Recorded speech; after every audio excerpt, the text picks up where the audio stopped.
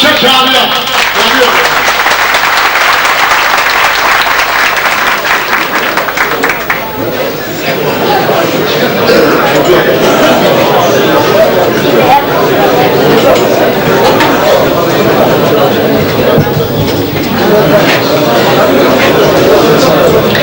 İdim Adana'da ilçem Kadirli, Harkaçlı denilen köyüm var benim. Ayşe Çağlayan'ın Türkmen kızıyım, Oğuzlardan gelir koyum var benim.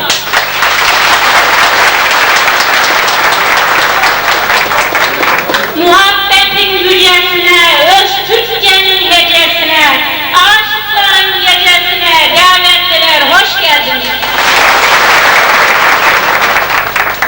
Hepiniz başımda tacım, gönül derdime ilacım, kimi kardeş, kimi bacım, misafirler, hoş geldiniz. Bu vatan mutlu bizlerle, bile yürürüz el ele, Ayşe Çağlayan sizlerle, büyük küçük, hoş geldiniz.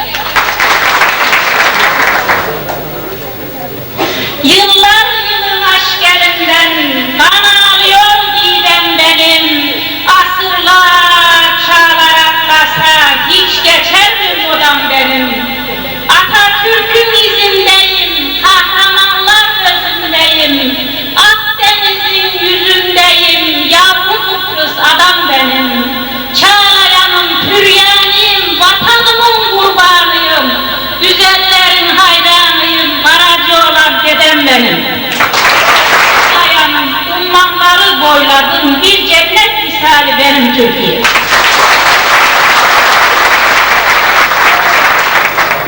Şimdi sayın dinleyenler, ben burada sizlere tuzsuz, susuz, yağsız, ekmeksiz, tabaksız bir bulgur pilavı yapmak istiyorum. Acaba bulgur pilavını seviyor musunuz? Bir Adanalı olarak. Karaman'la Mutlu arasında acıktığımı hissettim. Düşündüm arabada. Lokanta yemeklerini, ev yemeklerini, kebapları hepsini düşündüm. Ben bir şey yemem. Ama ben acıktım, muhakkak yiyeceğim bir şey olmalı diye bir daha düşündüğümüzde gözüne kurban olduğum bulgur pilav aklıma geldi. Yanında bol sarımsaklı, ekşili, acılı bir biber turşusu olursa bunu yerim dedim. Kalemi, kağıdı çıkarttım, bir dörtlükle bir temel attım, arabada zikzaklayarak. Gittik, konser bittikten sonra tekrar döndük eve, Kadirli'ye geldik, elimiz arttı. Önce bulgur pilavını pişirdim, yedik, sonra şiiri yazdım. Şimdi dinleyin bakalım.